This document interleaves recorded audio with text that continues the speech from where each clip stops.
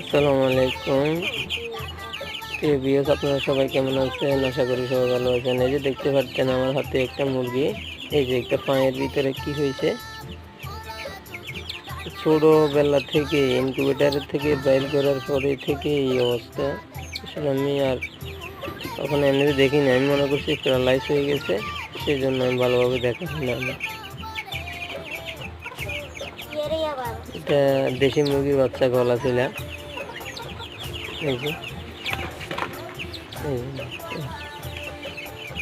আমি মনে করছি সে ছোটবেলায় প্যারালাইজ হয়ে গেছে, কিন্তু আসলে না, প্যারালাইজ না, এটা কি একটা জানি হয়েছিল, বুঝতে পারি নাই আমি সেটা।